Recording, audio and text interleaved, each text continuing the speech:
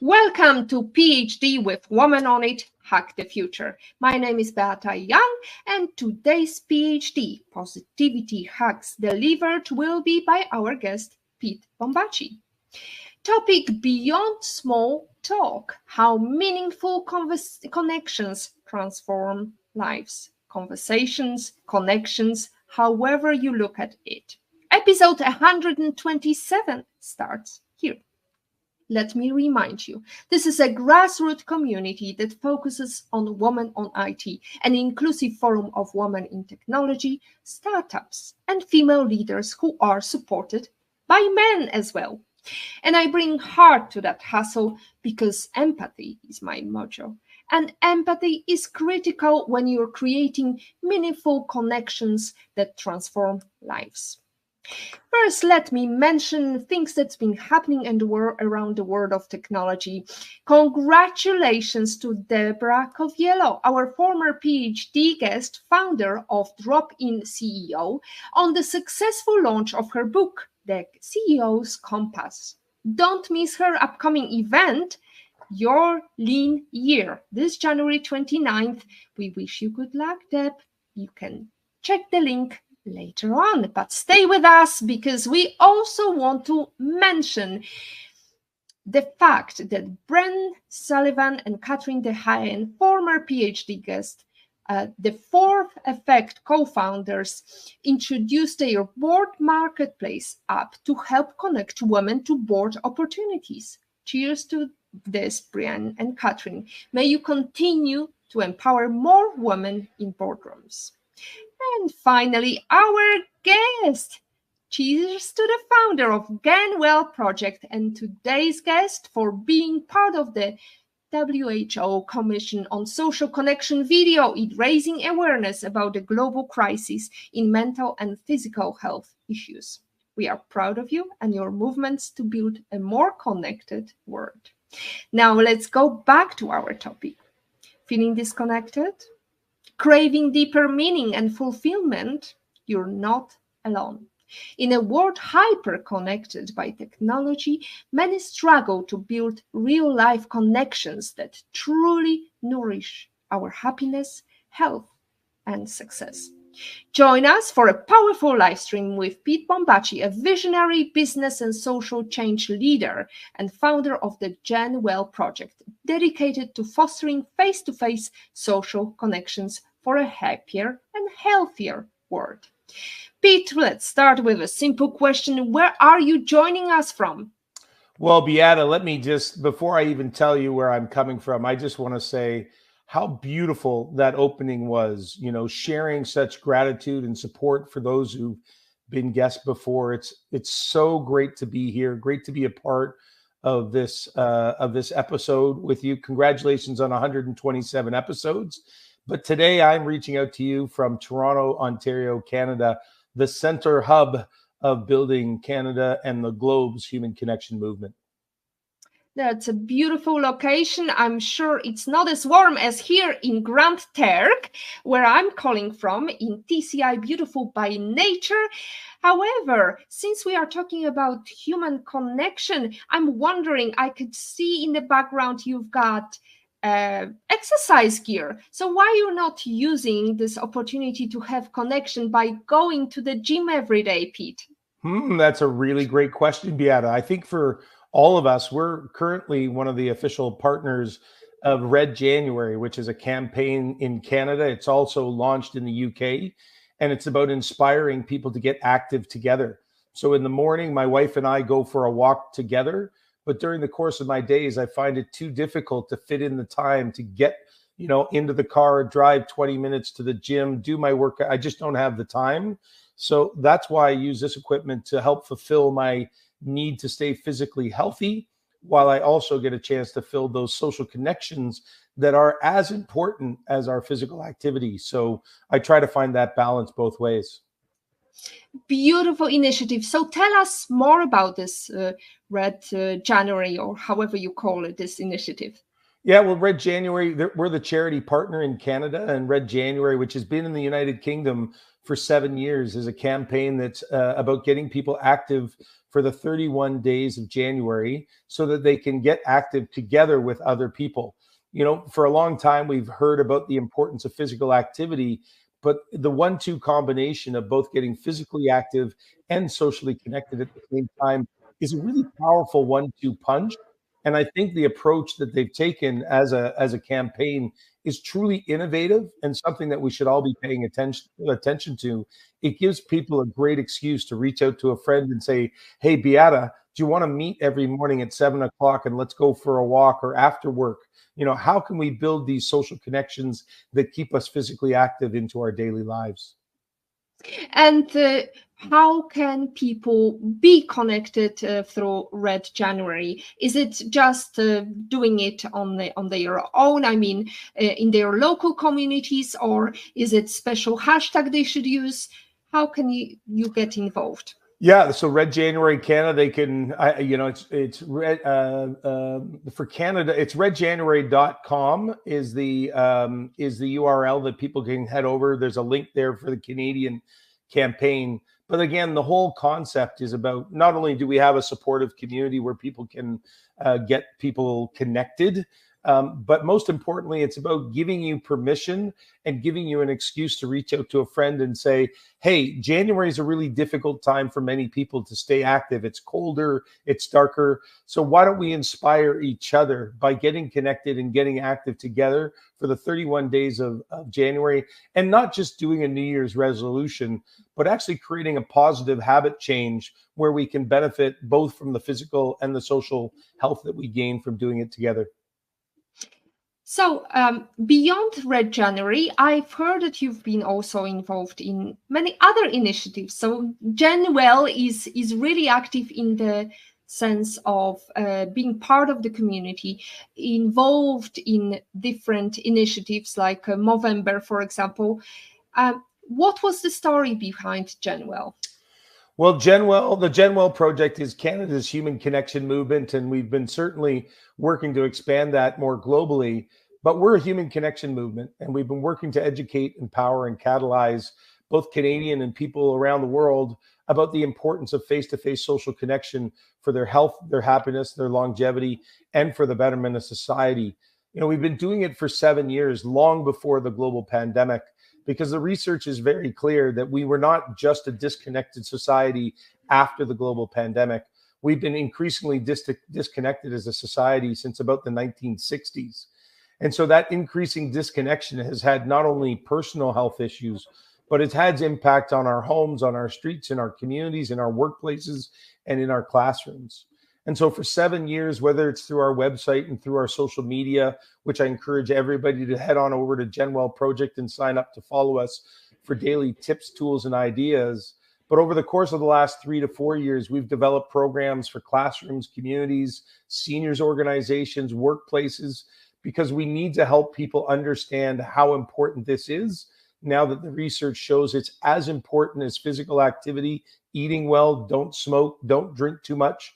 You know, we've never educated people on social health.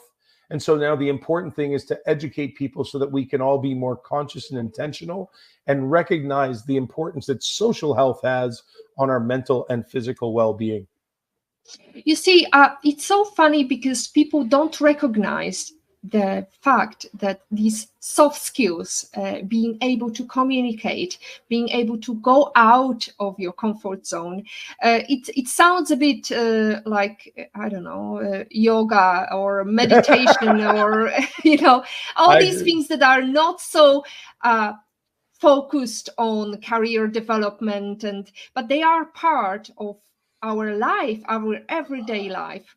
Yeah, honestly, Beata, I don't think we've ever really, because we took our social connections for granted before the pandemic. It really did take us ripping people apart from each other for 2 years for us to recognize, I don't feel so good when I can't see my family or my friends, or maybe even some of my colleagues who the research shows our relationships with our colleagues have a better impact on our happiness and reduced sense of loneliness than connection with our own families.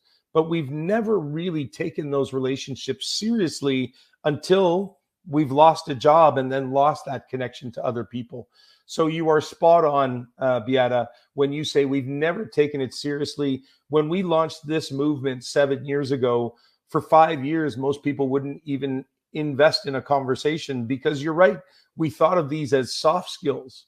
But I might argue that when it comes to success, when it comes to health and well-being, and when it comes to building a happier and healthier society, there is far more to our social connections than just, nice to do, soft skills.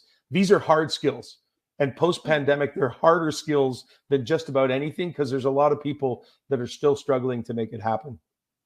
The rat race is definitely killing the social connection. So to those who are really goal-oriented and, started their January focusing on their development of skills, why should they focus on their skills when it comes to social connectivity? Yeah, I think it's really good to go through these things. So just some of the benefits that come. So I'm going to start with the negative, Beata. So what the research shows is when we have persistent or chronic loneliness, disconnection from other people, increases our risk of heart disease by 30%, diabetes, dementia, suicide, addiction, obesity, cancer, because when we feel disconnected from other people and we don't do something about it, it creates anxiety, stress, and that creates inflammation in the body. And that inflammation in the body can lead to anything from mental health issues to physical health issues as well. But on the flip side, one of the greatest things is that the research is more powerful than ever before. That social connection is the single greatest determinant of happiness in our lives. That's the 80-year study led by Dr. Robert Waldinger out of Harvard. It increases empathy and compassion in a world where we're more disconnected, whether we think of politically, culturally, financially. So we build bonds with people when we spend time. We understand them. And so it reduces anxiety and depression. It strengthens our immune system and our self-confidence. It increases our chances of living longer. And there was a study that came out during the global pandemic that said that it is the single greatest preventative action that we can take to avoid depression. And I guess my question, Beata, and thank you for the opportunity for us to share the work of the GenWell Project in spreading this information, is why are we not all talking about this every day in workplaces, in classrooms, in the media? Let's stop talking about loneliness and let's start talking about the solution, which is educating and empowering people to take action in their own lives. As you say, we start off the year, we get into our physical activity things, we try to do good things. Let's make sure that people understand the importance of their social health to their overall health and well-being. Well, let me tell you my personal story. My mother recently had a stroke, and she's been living in Poland all alone. And even though I try to call her as often as possible, she's now bedridden because she did not have enough bonding experience with neighbors, because everybody, especially in Poland, there is a cultural difference definitely in Poland, where people do not trust each other that much, because communism made us be really suspicious of other people's activities and not talking just in case somebody may uncover something on us. So it's really important, Peter, and I'm so glad that you're talking about that. It's not just networking, it's not just blabbing about how your day is and how are you. It's really asking people, how are you? No, truly, how are you? I'm not asking just to see and hear you're okay. I'm here to be your sounding board, to be a mirror. You can talk to me and it's not going to be passed over to others.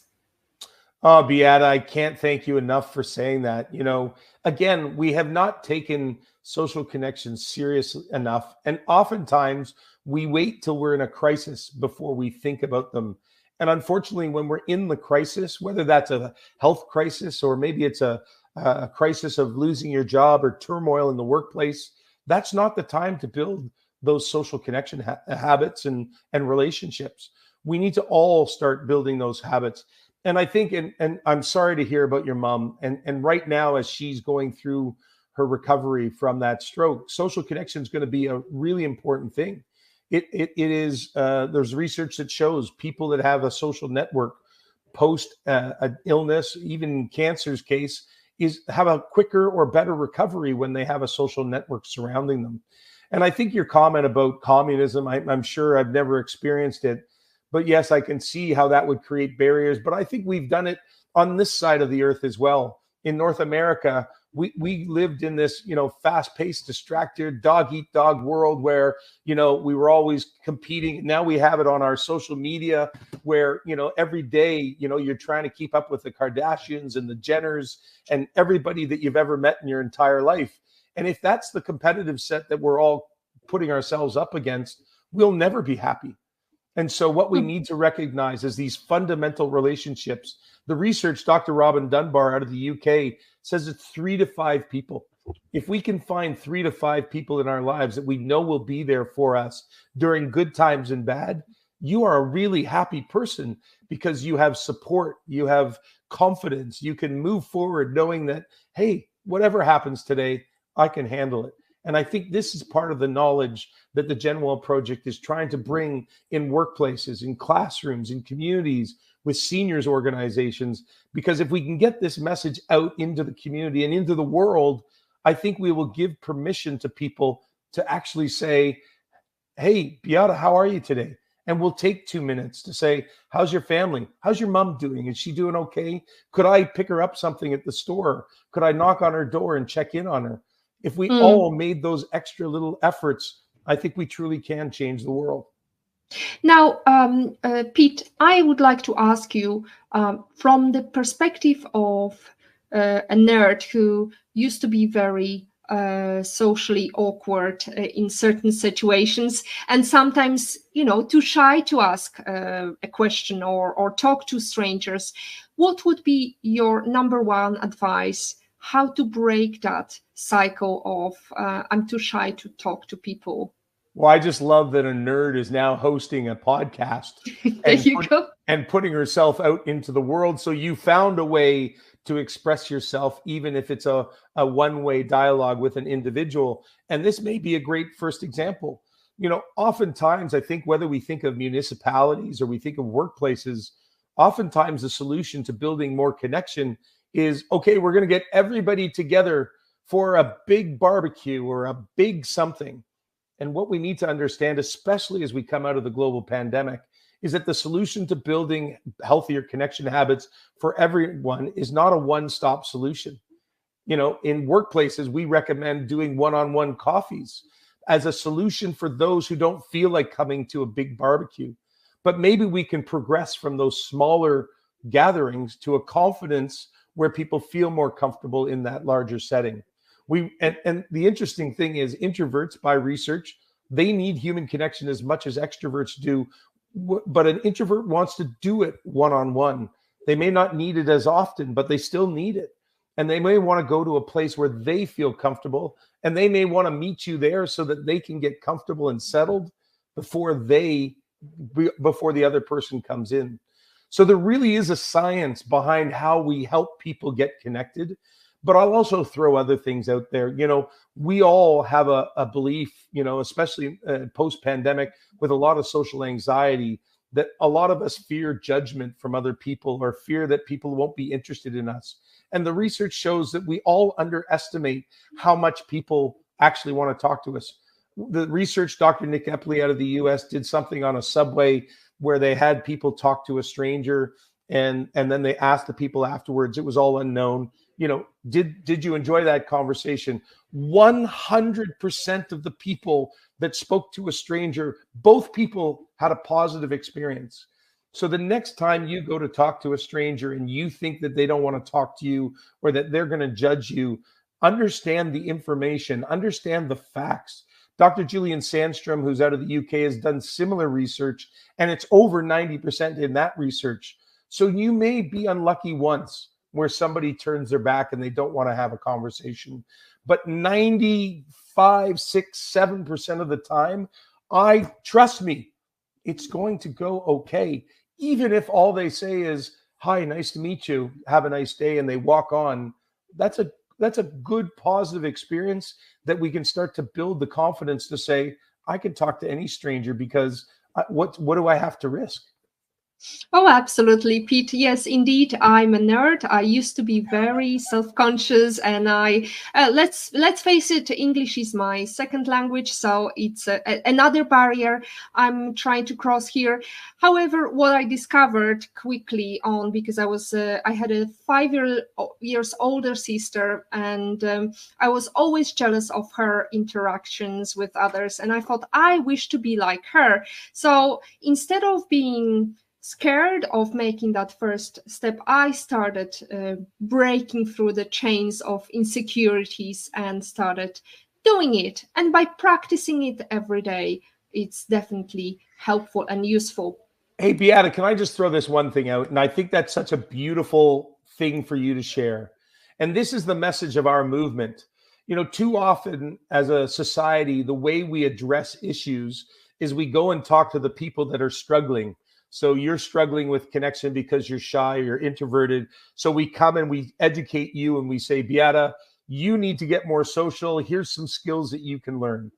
But the message of the movement is not just educating people that are struggling, it's actually educating everybody. Because if everybody who came up to you, Beata, one at a time, two at a time, if every time you came across people, you know, like this conversation, and I said, hi, how are you doing? How's your day? Wouldn't that make it easier for people who might be shy to start a conversation? So the solution to our disconnected world doesn't lie just in helping those that are struggling. It's actually about educating all of us and recognizing that we're all part of the solution to this problem. It's how I talk to you. It's how you talk to your neighbor. It's how I greet a friend or a stranger. It's in the workplace. It's in our classroom. It's everywhere we go is an opportunity for us to start building connections that make people happier and healthier and make society a better place for everybody. Well, Pete, I had a prime example of how to light up the room, because when you came in, you started talking, and you started talking with the passion and making that smile on Armenia in our production. And that's not an easy treat, Pete, I have to say. Now, Olga Vasina is saying, ciao tutti. Great to see you on the show, Pete, and good intro. Quite right, Beata is our shining light of brilliance, inspiration, and positivity. Thank you, Olga. That's very sweet of you to say so. Now, Pete, I wanted to ask you, because we talk about individuals, and can you provide examples of historical events where the strength of human connection played a pivotal role in shaping societal outcomes and better outcomes? Well, I think it's a really it's an interesting question. Part of the inspiration behind the movement was my mom, who was brought up in Northern Ireland and lived through the Second World War. And the stories that she used to tell me is that when there would be bombs dropping on her town, everybody would come together and they would run out to the fields and they would wait for the bombs to go. And then what did everybody do? They came together back in the community and they would all hug each other. And this is the interesting thing, that if you actually think about what happened during the global pandemic, at a time of crisis is when we need human connection more than ever, to know that it's going to be okay. We are going to get through this. And so in the war times, we were able to do this. But during the global pandemic, the thing we needed most, and I do believe some of the decisions that were made by governments around the world were not done with the knowledge of what the long-term consequences would be. Now, I'm all for masking and separating and all that stuff, but maybe there was an opportunity to do it less, because now we're dealing with the consequences of, in Canada, it shows that, 30 to 50% of people are struggling with social anxiety, shyness, introversion, still fearful of COVID. And so the pandemic told us to stay away from each other at a time when now we need each other more than ever. So we need to now help people get back out. We need to help people take those baby steps who don't feel comfortable today. And as I said earlier, the other people who feel comfortable doing it are willing to risk going out and doing it. If that's something that you are, tend to do, those people play such an important role so that we can all build the connections that make us happier and healthier. Social isolation and mental health are byproducts of COVID-19 pandemic for many of us, but especially for Gen Z. A decade ago, 52% of 18 to 26-year-olds in the US described their mental health as excellent. That number is only 15%. The pandemic brought about well more than a year of anxiety over missing key milestones such as prom, graduation, first day of college, and so much more. So, Pete, one thing that I wanted to talk about was the example of COVID. During COVID, people would gather together on their balconies and start singing. That's a prime example of how people would lift each other's moods. Now, is there a way that technology can help with social connection? Well, I think technology can play a really important role, but it can also be a very negative role. And I think we know this. So just on your singing comment, I just met with a gentleman who's at Ryerson University here in Toronto, now called Metropolitan Toronto University, and he runs a program called Sing Well. And it's about getting people together to sing, because Robin Dunbar has also done research that shows that singing together and being creative together, whether that's drumming or singing or dancing, can play a really cohesive role between people that don't know each other and coming together. So that's a beautiful thing. But Beata, more to your question, I think it's really important for us to recognize that, social isolation, disconnection, and loneliness impacts all of us. And there are Gen Zs that are actually doing okay right now, and that's not an issue for them. There's also seniors that are doing just fine. There's also executives, because the research shows over 50% of CEOs and entrepreneurs feel lonely and isolated.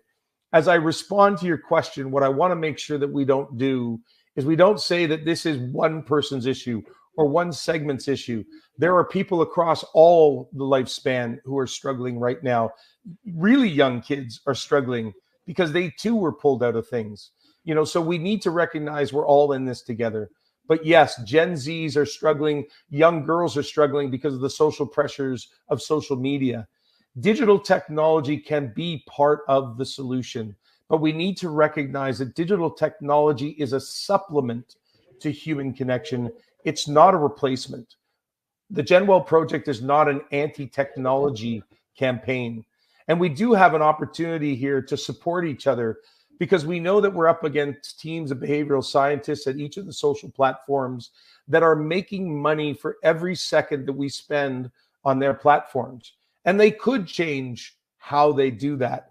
But as we've heard from the whistleblowers, they've chosen not to do that at every turn. So the solution is not about hoping that the social media platforms will change how they do business. It has to be up to us. It has to be up to being conscious and intentional about our social connections. But I look at something like this, like StreamYard that we're using right now, or Google Meet, or Teams, or Zoom. These are beautiful ways for us to build and supplement those social connections. You and I can't be face-to-face right now, but how beautiful it is that we can have a great conversation, and a meaningful one, that we can share with the world, so that hopefully people can walk away from today's conversation and think to themselves, maybe I should do a little more social connection. That is the beauty of technology when we use it properly. So I think the pandemic may have actually introduced us to technology that pre-pandemic I would never have thought of doing a Zoom meeting. I would have always wanted to do it face-to-face. But now I recognize this is a great opportunity for us to use it, but use it consciously and intentionally to supplement those connections. Amen to this, Pete. I'm absolutely great fan. And also coming back to singing, that's interesting thing, because also when I spoke to the neurologist who was looking after my mother after stroke, I asked him, what can we do to help regain the strength, regain the memory lost during stroke and so on. And he actually said, you know what? Put her into singing, whether it's choir, whatever or even if she likes to sing under, the shower, because apparently memory loss is very close to where we remember words from singing. And I definitely recommend some singing activities, whether you've got good voice or not. Pete, maybe that's the next project for Jen Well to consider. But let's go to empathy, because you talked about empathy as one of the important facets of human connection. How can we encourage people to work on their empathy lobes?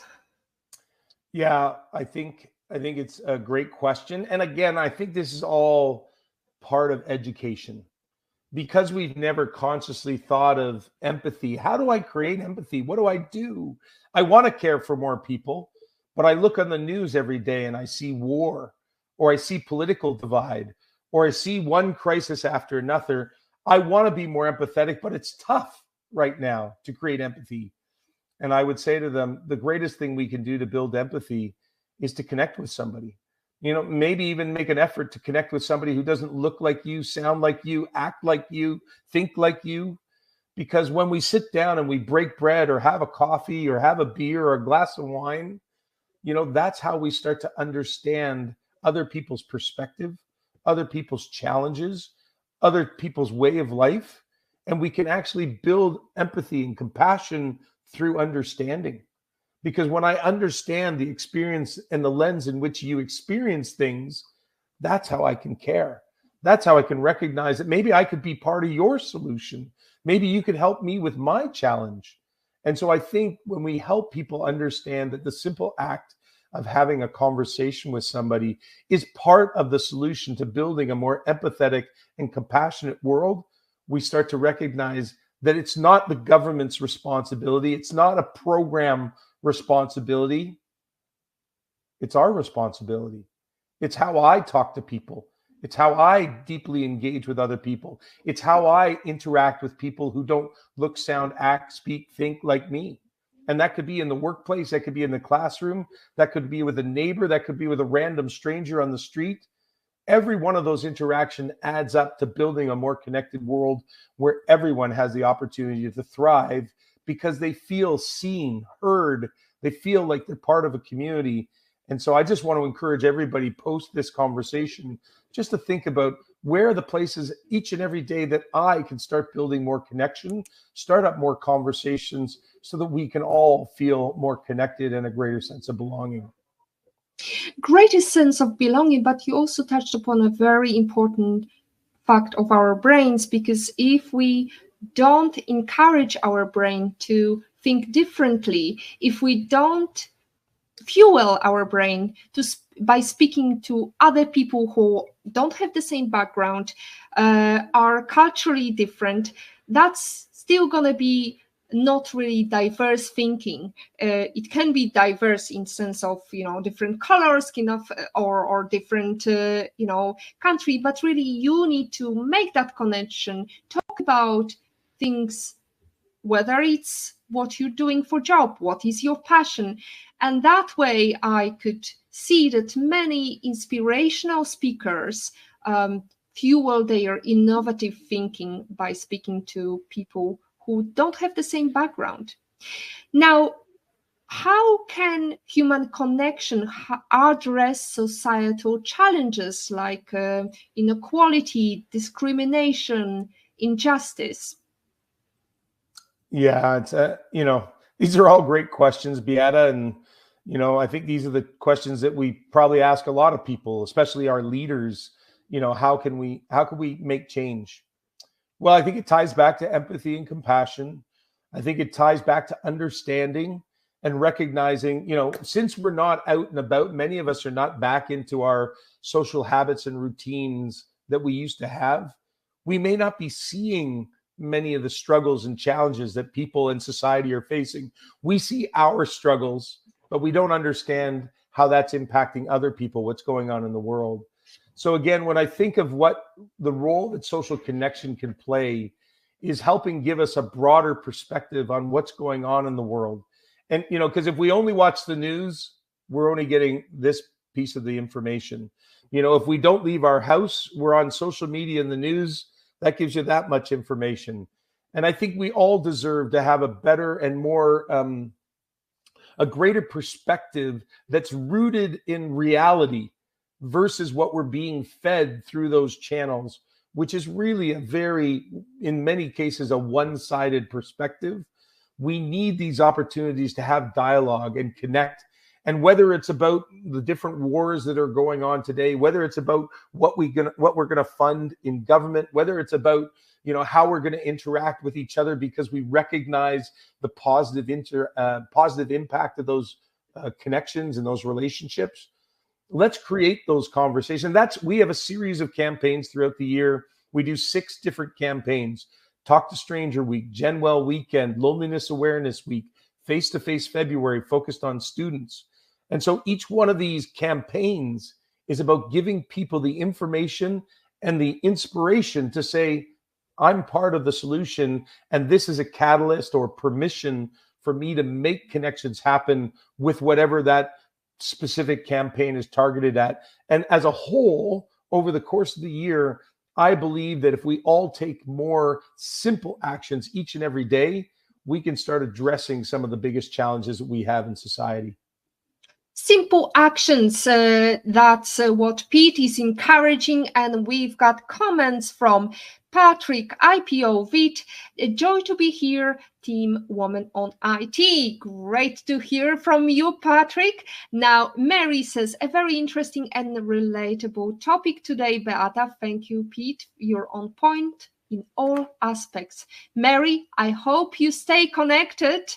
Now, we are going to ask you, what would be these simple steps? Can you give us examples, 5 examples, how you could start your day on a positive, connected note? Well, that's a great question, because I finish off every keynote that I do and every workshop that I do with my 5 tips. So number 1, I always say, talk about this. We've talked to people in Canada for 50 years about exercise and 80 years for eating well. And different countries around the world might be at 20 or 30 or 40 years. But most people know that information, but we don't know this. And we need to make this part of the everyday conversation. So job 1 is start talking about it. Number 2, put it in your calendar. If you want to start this and make this a habit, put it in your calendar. Are you going to do it once a week for 30 minutes? Are you going to reach out to a few different people? Are you going to do it once a day? What time of the day are you going to do it? So if we start being more conscious and intentional, we will make that happen. For some people, we got to get the momentum going. So maybe it's about booking a regular occasion. So Mary, for example, Mary and I can have a coffee every Tuesday at noon, so that I'm building the habit and the confidence that I can talk to anybody, because Mary tells me I'm a great person. We have a great dialogue. I feel good coming out of that conversation because Mary is a friend. And now I feel like I can go and create more conversations. The 4th one that I would say is consider volunteering. We need volunteers more than ever before. And the powerful thing about volunteering for something in your community is that it's not just about helping other people. It's about building that network of people in your life, because, when we volunteer, we tend to be with people who've demonstrated empathy and compassion, or they wouldn't be there already. And those are the people that are most likely open to having a conversation and helping build connection for you. And then finally, Beata, I'd say, go first. Too many times we wait for somebody else to send out the invite, and we've all seen it. One person sends out the invite and everybody jumps in and says, I'm in. But oftentimes we wait for months and months and months until maybe it's an old friend. Maybe it's a group that you used to sing with or play with or work with. Oftentimes we keep waiting for the other person to take the initiative. And we need leaders in our country and around the world more than ever before. And I don't even need them to do the politics. I need them to do the simple things. Reach out, invite people to get connected, because through those connections, we can actually build happier and healthier people, homes, streets, communities, workplaces, classrooms. one face-to-face conversation at a time. That's beautiful because, Peter, what I like about your initiative, which is very similar to my initiative, is there is no one leader. There is several leaders who want to take the initiative, and they can go into their own communities and start that conversation, ignite it. And that's really what is important. You empower others to take the lead. You don't give permission. You just say, go and do it. Now we've got another comment from Patrick. Great conversation. Thank you, Pete. Strikes me the old phrase of little of everything in moderation remains valid even for the newest technology. That's the comment about technological advancement as an enabler. Now, Olga says, great points on example media negativity, but then again, studies have shown bad news sells. How do we counteract that process, Pete? Well, thank you, Olga, for that. There's no question media tends to be more negative because the research shows that people will tune in longer, whether that's a TV, news, or social media. I got a simple answer. Turn it off. Again, we need to share this information just like you have, Olga. When people understand this information, then they can make more conscious choices. And again, don't always look at, if you know somebody that's struggling because they watch the news too much, invite them for coffee. Let them connect, and then ask them after, you have a coffee or a drink or a run or a walk or I don't care what you do together.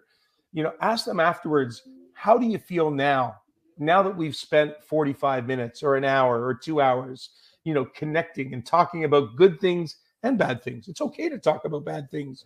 We need to be realistic with what's going on in the world, but let's make sure that we're building those relationships that don't focus just on the negative and also help us focus on the positive so that we can all move forward together. If you focus on the positives get more positive, as I always like to remind people, because it's Positivity Hacks Delivered. Woo! Yay, absolutely. Now, IPOV, in Patrick's opinion, he is a man from Belfast. He says, glad to hear your Ulster roots too. There we go. Thank you, Patrick. Cied mile foce, I should say. Or however it was 2012. We had lots of Irish, and that's what I remember from that time. Now, human connection. We talked about the positive, the negative impacts of COVID, but definitely the fact remains we started our initiatives or ignited our initiatives thanks to COVID, because so many people paid more attention to us. Now, Pete, human connection, you have got great merch. Tell us about that merchandise. Yeah, we have merchandise, and it's really all built on the work we do each and every day, whether it's my human connection catalyst t-shirt, or we have I don't have them handy, but we have other t-shirts that really speak to what is our movement all about. It's about friends, family, neighbors, classmates, colleagues.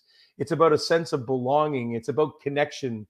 We call it social health, which is the upstream, positive, proactive action that we can all take to make ourselves happier and healthier, but also the people around us and the communities in which we live. Our merchandise is there to reinforce for people that by taking these actions, we can make a difference, and also using it as a catalyst to start a conversation. I can tell you, when I wear this t-shirt and I walk around, people are always asking me, what is a human connection catalyst? And right there is their answer. It's me, because I'm wearing this t-shirt and we started a conversation. So head on over to our website at genwellproject.org. And if you're interested in buying a t-shirt, right now we only sell in Canada because that's the system. But if you want to get something shipped elsewhere in the world, reach out to me at pete@genwellproject.org, and we'll figure out how to send it to you, because we've never had to do that in the past so far.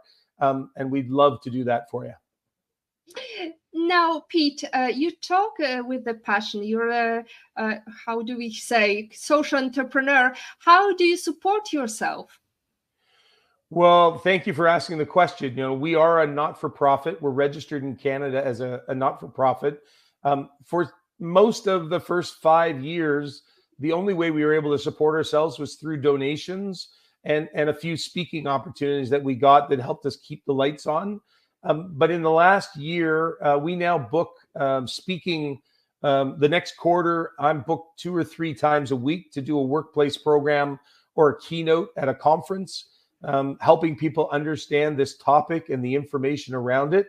But we also recently received 2 significant contributions from private foundations, from philanthropists who understand the importance of the work that we do from a preventative lens, so that we don't continue to just wait until people get sick or in a crisis before we're willing to reach out and help them, which is how most of the healthcare systems in the world are built.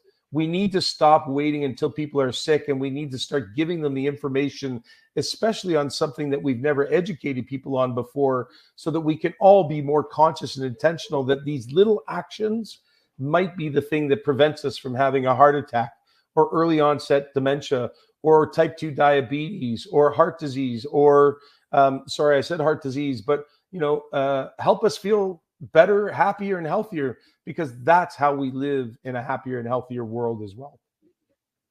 Connections are made with the heart, not the tongue, as CJ Heck says.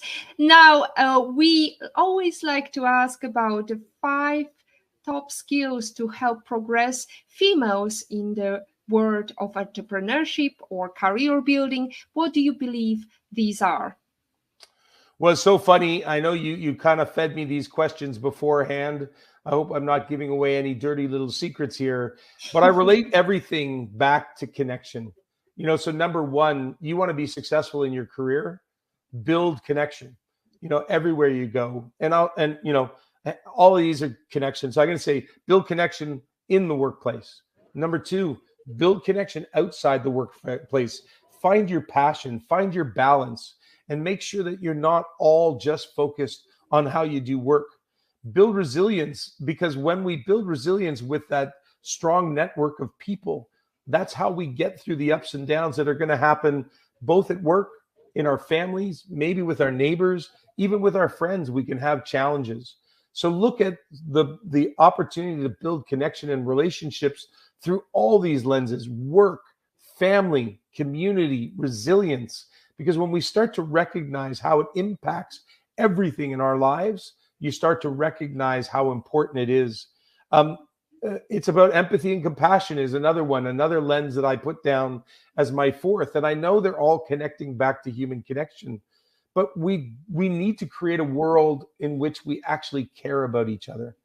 And by building these connections and opening, as you said, Beata, our minds to the way that other people think, the way other people act, their ideas, whether you think about it through the lens of business and innovation or collaboration, or you think about it on a personal level and you say, geez, I'd love to learn more about that culture or that culture, so maybe I could be a little more empathetic and compassionate to the challenges that they may face, maybe as a new person in a town or a city or even a country. And then finally, make time for fun. My friend Janet Olmstead, who's the Canadian executive director for Red January, always talks about play. Make play fun and make sure you play together, because when we find time to do the things that we like, those are how we create those memories that will last a lifetime. And so everything I've said in my 5 tips ties back to, we all need to build healthier connections, because whether it's at home, at the office, or in the community, or even for our health and well-being, we need to recognize that our social connections are the foundation of building happy and healthy people. Now, I want to be a devil's advocate here for technology. I wanted to ask you, because it's funny, Pete. Recently, I've seen a lady who is teaching at a creche, and she said, I've been called everything. I've been called mom, I've been called granny, nanny, whatever. But recently, she's been called Alexa. Can Siri, Alexa replace human connection or be equivalent to human connection when you can talk to a device? Yeah, it's a question, and I don't think any of us really know where AI is going to take us down the road. And I think it's going to come fast, and it's going to come, it's going to come furious. Um, I think, again, similar to all technology, there will be beautiful benefits when we talk about social isolation, loneliness, and disconnection. There will be wonderful things that AI can provide, because what it does is, in the short term, it provides us support when maybe it's in the middle of the night and we can't find people, or the services that we lean on, whether that be counseling or maybe it's addiction support or whatever crisis we might be going through. The reality is having a voice there that can actually talk to us through those challenging times until we can get back to the human interactions. But that's my point. Technology is a wonderful thing. AI is a wonderful thing. But if we think that we can create happy and healthy people just through technology, then I think we're sadly mistaken. The research bears it out quite clearly. And so I think we need to, when the phone first came out, Beata, it was just a phone. And then it became a phone with one app, and then two apps, and then 5, and then 10, then 20, and now thousands of apps. And I think what we need to recognize is this thing snuck up on us. We thought this was a positive aspect of our life until we recognized that it was doing more harm to many of us than it was adding value to our lives. So maybe right now, the best thing for us all to do is sit down with ourselves or sit down with somebody else and just do a conscious update of how much time. We know that Apple has the how much time I've spent on my phone. Assess how I'm spending my time. And now that everybody understands how important social connection is, make a conscious choice to build more connection. Yes, use AI, use technology when it's there and when you need it, but make sure you're using human connection to keep yourself happy and healthy. Make sure you use technology to enhance your human connection rather than replace. Marianne says, hello, Pete. I totally agree. The importance of human connection. I just read an article actually about ghost boots in China, where they create AI based on a dead person. Fascinating, but we are not going to talk about dead people because we are fully alive and we want to keep the positivity hacks. And now, Pete, what is the #1 book you wish you read before you started your career, your journey? Yeah, it's so funny. I couldn't pick one. So I have one that's a life book and one that's a workbook. And so the Dalai Lama has always been, I'm not a religious person, but I have great faith in, I don't know, the world and people. But the Art of Happiness by the Dalai Lama is a book that I read, when I was going through some challenging times in my life. And it really was about focusing, as your podcast is trying to do, is focusing on the positive and recognizing I have a choice every day, whether I want to wake up sad and upset, or I want to look forward and say, what can I do to make a difference in my life, in the lives of others?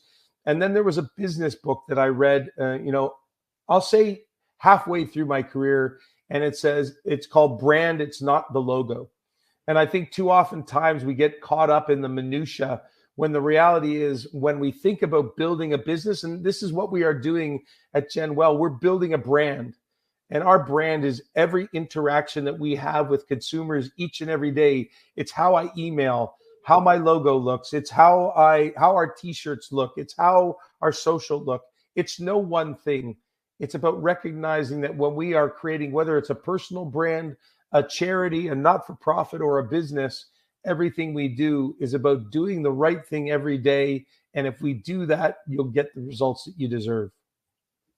If you do that, you get the results that you deserve. And definitely, if you focus on human connection, if you focus on bringing the joy in life to others as well as yourself, it's going to be great positive outcome. I would like to also give an example of one exercise I did, 15 years ago or so. We were given an egg our team was given an egg and we were supposed to replace it with something more valuable. Can you imagine that at the end of the day, we had a proper meal because we replaced it with a pen, with a business card, and we kept continuing replacing it by talking to strangers, encouraging to help us to get a better result, and we actually got a meal at the end of this exercise. So if you're persuasive, if you talk to stranger, you may have a meal, you may have a coffee, or you may just have a joy of having meaningful conversation. Now, Pete, let me ask you about your life lesson quote and how did it change you? You know, it's so funny. I think I could sit on this podcast with you all day long, Beata. I've enjoyed every part of this conversation, and I think the quote that I've used many times over the course of my life and career is that you have to be the change that you want to see in the world, and you know that's from Mahatma Gandhi, and it really is how I think I've tried to lead my life. And you know, I haven't been perfect like many of us. But the reality is, each and every day, I want to do the right thing so that I can be a great representation to my son, to my community, to my family, and to everyone. Because when we all focus on how we want the world to be, then I think we can help bring people along to get us there. We can help people get along further and definitely travel the world, because the next question is about, imagine that you could meet anyone in the world for a private breakfast. Who would you invite to have this face-to-face meeting, and where would you go to, Pete?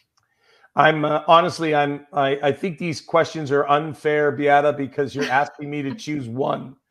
You know, to me, it's, you know, and I know this sounds, you know, these are people, well, you know, Barack Obama, Muhammad Ali, Martin Luther King, Mahatma Gandhi. I want to spend time with people who devoted their lives, you know, in even today, like Barack, who devoted it to making the world a happier and healthier place. And there's a long list of people that I'm not naming.